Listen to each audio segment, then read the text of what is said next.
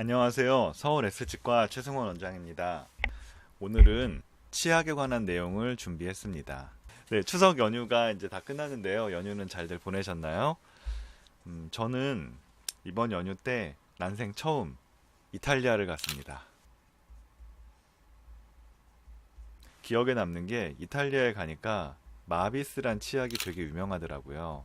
저는 한번 처음 들어보는 치약이었는데 보니까 이탈리아 여행하시는 분들은 일부러 마비스 치약을 잔뜩 사가지고 가시는 분들도 많고, 저도 이제 돌아다니면서 보니까 어떤 마트 같은 데에서 마비스 치약을 한 묶음을 사가지고 뭔가 큰 소중한 아이템을 겟 하신 것처럼 이제 되게 즐거운 표정으로 가시는 분들도 봤고요. 그래서 마비스라는 치약이 그렇게 유명한가? 치약 일반적으로 생각할 때 치약이라는 것이 굉장히 뭔가 이제 구강을 관리하고 하는데 중요한 아이템이구나 라고 생각하시는 건가 라는 생각이 문득 들어서 이번에는 치약에 대해서 그냥 저도 이제 제가 치약을 만드는 입장은 아니기 때문에 치약에 대해서 뭐 그 성분 하나하나가 어떤 의미를 갖는지는 정확히는 알지 못하지만 그냥 치과 의사로서 제가 치약에 관해서 느끼는 점을 간략하게 한번 말씀드려 보겠습니다. 치약은 한마디로 하루 3번, 그 다음에 식후 3분 이내, 그 다음에 닦을 때는 3분 이상. 이게 이제 다들 아시는 333이죠. 이렇게 양치질을 할 때 쓰는 약이에요. 근데 약이라고는 써 있지만 실제 치약이 양리적인 작용을 하지는 않고요. 그냥 아무래도 구강 내에 쌓인 플라그를 제거하는데 사용되는 일종의 보조제라고 생각을 하시면 되겠습니다. 그러면 과연 이제 좋은 치약이 있을까? 이런 부분들이 많이 궁금해 하실 것 같아요. 참고로 치약은 옆에 페리오 치약이 있는데 이걸 따라서 그려보면 이제 치약을 이루는 큰 성분은 연마제가 있고요. 그 다음에 계면활성제가 있고, 그 다음에 여기는 각 치약 제조사에서 나오는 각각의 치약 종류들마다 독특한 뭐 여러 가지 기능성 물질들이 함유되어 있는 경우가 있습니다. 그러면 치약에서 가장 많은 부분을 차지하는 게 연마제인데, 연마제라는 거는 쉽게 말하면 그러니까 사포 같은 거라고 생각하시면 되겠죠. 예전에 저도 이제 제가 직접 눈으로 본 얘기는 아니고, 예전에 우리가 놋그릇을 많이 쓸 때 놋그릇 광을 낼 때 치약을 썼다라고 하더라고요. 치약을 짜서 손으로 돌돌 끝까지 쭉 만져보면 뭔가 또 알갱이 같은 것들도 느껴지고 뭔가 거실거실한 것들이 느껴지는데, 그런 것들이 이제 연마제로서 기능을 하고, 이 연마제는 칫솔과 이제 마찰을 통해서 치아면을 뭐랄까 진짜 말 그대로 광나게 좀 깨끗하게 해주는 역할을 하겠죠. 그 다음에 계면활성제는 아무래도 우리가 기름진 것도 먹고 하니까, 계면활성제는 말 그대로 비누나 세제 같은 거에 들어있는 그거랑 똑같은 거예요. 유지방 기름기 있는 성분들을 깨끗이 닦아낼 때 쓰는. 그래서 우리가 항상 채소만 먹고 살지는 않기 때문에 우리가 먹고 있는 거에는 수분도 있지만 유분도 있어서 그런 것들을 깨끗이 닦아내려면 계면활성제가 필요하겠죠. 그 밖에 이제 치약마다 제가 지금 문득 떠올리는 가장 대표적인 치약의 기능이라고 선전하는 게 충치 예방, 두 번째는 잇몸 질환 예방 혹은 치료,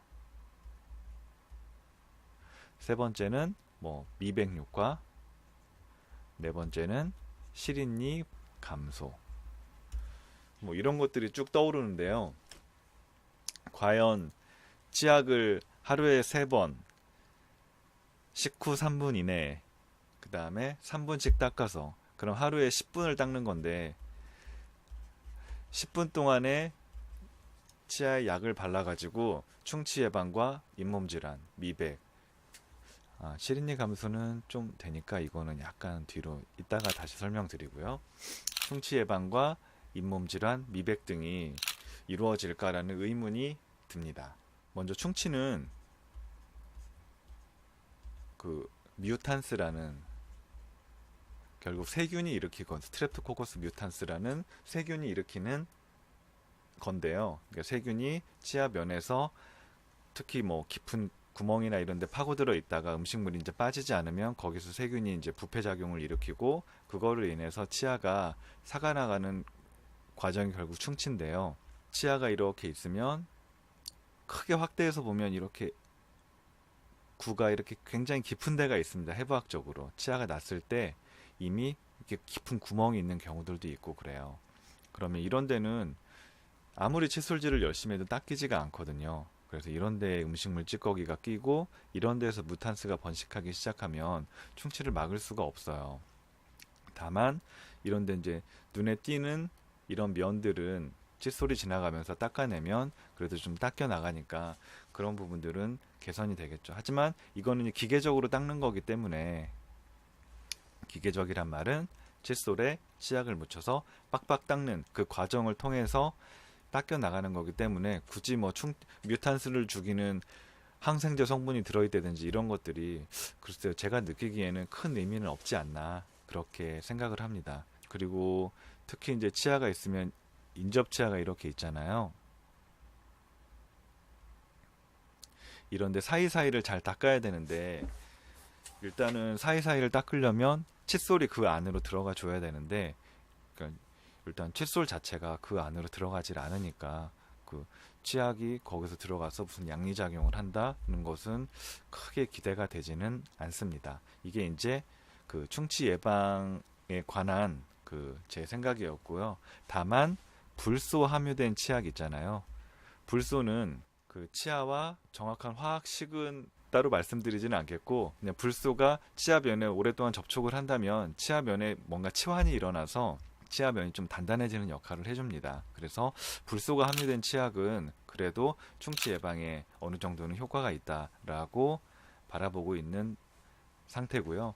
그리고 시중에 출시되어 있는 대부분의 치약들의 성분을 보면 그 불화나트륨이랄지 뭐 어쩌고저쩌고 불자가 꼭 들어가 있어요. 대부분 불소가 아예 없는 치약들도 있지만 웬만한 치약들에는 다 불소가 있으니까 뭐 그런 것들은 불소 유무를 가지고 따진다면 그 대부분의 치약에서는 불소가 어느 정도는 다 함유되어 있으니까 크게 문제가 되진 않을까 그렇게 생각을 합니다.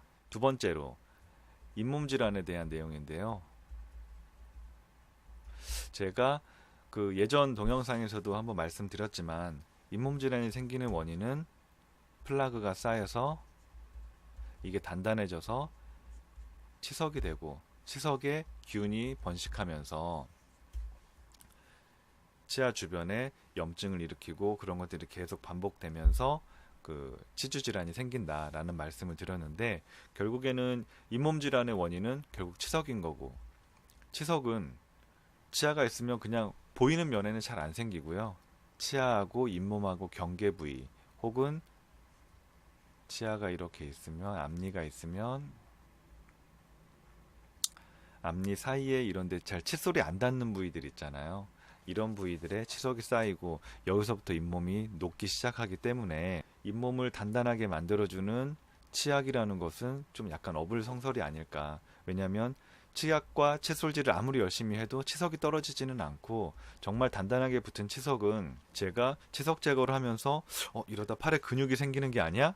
라는 생각이 들 정도로 꽤 강한 힘을 줘야 떨어지는 경우가 많기 때문에 그 기구를 이용해서 강한 힘을 줘야 떨어지는 치석이 칫솔질과 치약을 쓴다고 해서 떨어질 것 같지는 않아요. 그래서 치약을 이용해서 뭐 스케일링을 한다든지 그런 효과가 있다라고는 생각되지 않고, 결국에는 이제 꾸준한 그 양치질과 더불어서 그 치과에서 정기적으로 스케일링을 잘 하시는 것이 잇몸 질환 예방에 큰 도움이 되지 않을까 그렇게 생각을 합니다.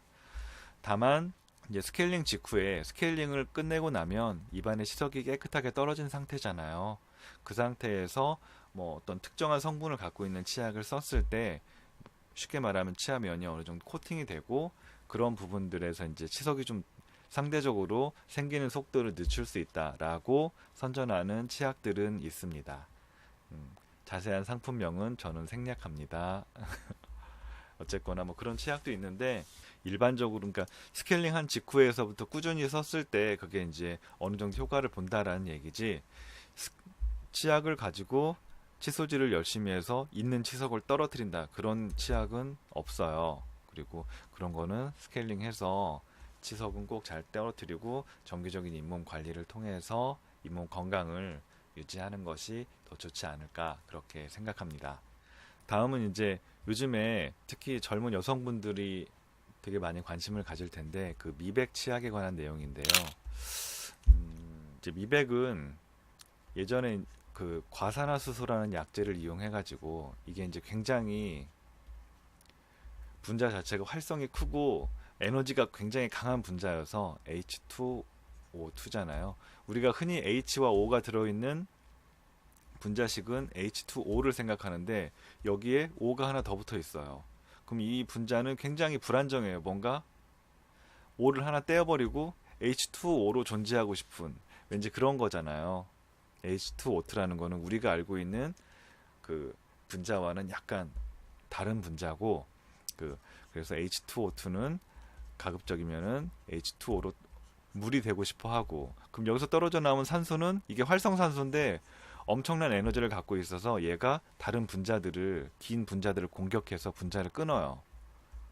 분자에 연결된 것을 강한 에너지를 이용해서 끊어내면서 그 결국 이렇게 긴 분자가 분자 자체로 존재할 때 이제 우리가 육안으로 보면 오렌지색이니 뭐 어두운 색이니 이렇게 착색된 구조인데 이걸 끊어내니까 분자의 성질을 잃어버리면서 그 치아가 미백이 되는 원리거든요. 그래서 이제 미백할 때 과산화수소를 약재를 많이 이용을 하는데 미백 치약에 이 과산화수소가 꽤 고농도로 들어가 있는 미백 치약들도 있더라고요. 그래서 아무래도 이제 이 약재를 써서 쓰니까 그 미백이 어느 정도 좀 된다 이런 거일 텐데 근데 과산화수소는 워낙에 지금 말씀드린 것처럼 활성산소가 되게 에너지가 강한 원자이고 해서 이게 치아 그 범랑질에 작용될 때는 괜찮은데 잇몸에 들어가면 좀 잇몸에 까진다든지 뭔가 좀 안 좋은 부작용을 일으킬 수도 있어요. 근데 저희가 이제 치과에서 미백을 할 때는 잇몸을 보호하기 위한 잇몸 보호용 젤을 충분히 둘러놓고 치아만 노출시킨 다음에 그쪽에 이제 미백 약제를 적용을 시켜가지고 미백을 하게 되는 건데 이제 잇몸과 치아에 같이 작용하는 과산화수소면 잇몸에도 약간의 부작용은 예상이 되고 그래서 미백은 간편하게 집에서 치약을 가지고 미백할 수 있다라고 하니까 쓰시는 분들도 계시겠지만 그래도 아무래도 뭐 이런 부분들이 염려가 좀 되고요. 그 효과에 대해서도 약간은 좀 의심이 됩니다. 치과에서 이 과산화수소를 이용해서 레이저 광선을 쬐고 1시간을 미백을 했을 때 하얘지는데 하루에 그것도 이제 1시간 동안 액티브하게 치아에 에너지를 줘서 분자를 끊어내고 그런 식으로 미백 과정이 이루어지는데 하루에 근데 10분을 닦는 것이 미백에 10분 닦고 나머지 23시간 50분 동안 또 음식을 계속 드시고 그래서 계속 무효화되지 않을까 뭐 그런 생각도 들고요. 어쨌거나 그냥 제 개인적으로는 미백 치약에 대해서는 어느 정도의 효과는 있겠지만 큰 효과를 기대하기는 힘들지 않나 그렇게 보고 있습니다. 그 다음에 마지막으로 치약에서 얘기하는 게 이제 실린니 예방인데요. 실린니는 워낙에 원인이 다양해서 예를 들면 충치가 생겨가지고 시린 경우도 있고 뭐 치경부 마모증이 있어서 시린 경우도 있고 아니면 치주염이 좀 진행돼서 뿌리가 드러난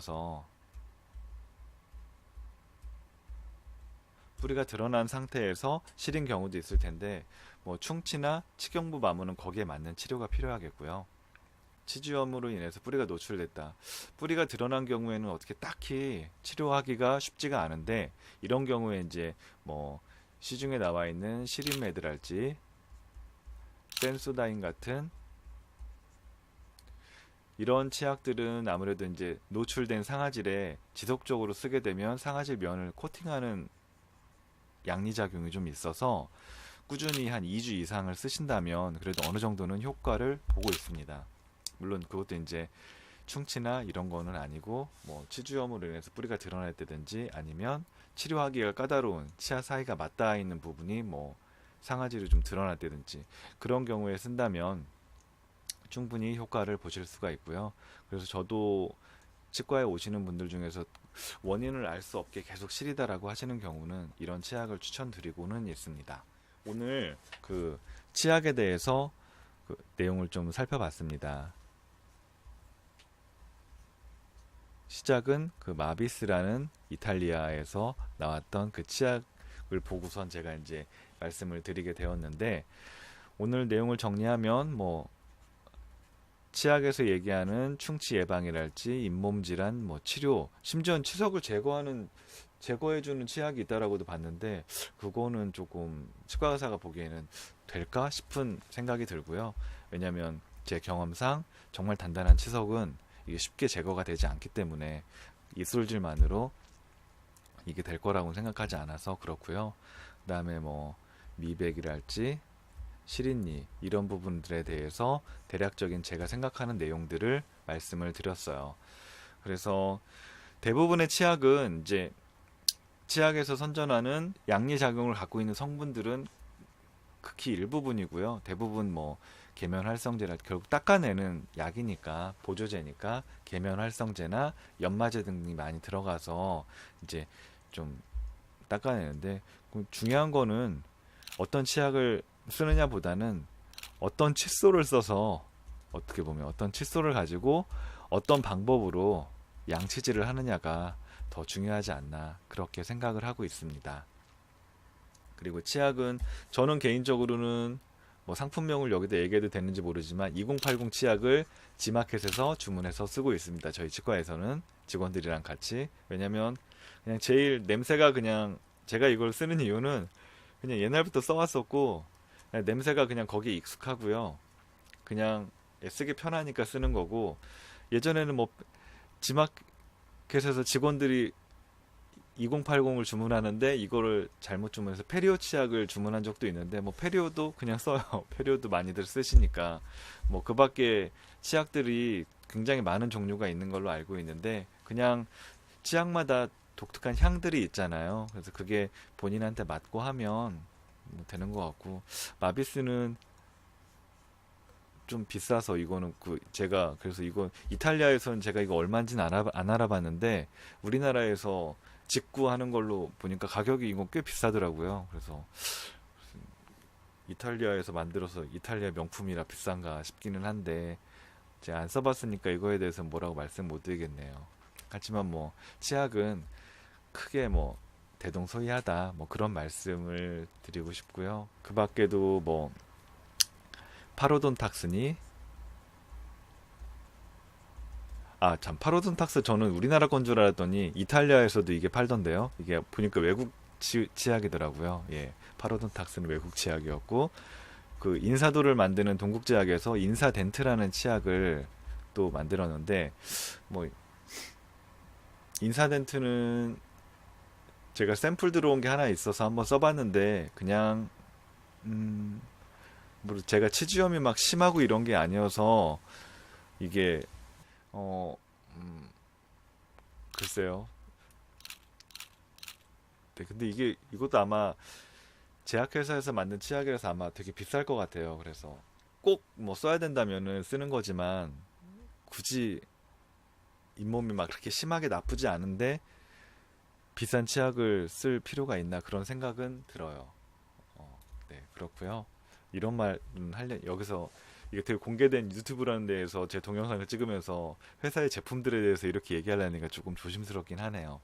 어쨌거나 그냥 저는 2080 쓰고 있고 페리오도 괜찮고, 그 밖에 뭐 다른 뭐 메디안 치약이나 지금 생각나는 게 뭐 여러 가지 치약들이 있는데 그냥 다 본인한테 맞으면 제일 좋은 것 같아요. 다만 마모제가 너무 과하게 들어있는 치약은 조금 피해 주시는 게 좋지 않을까 싶어요.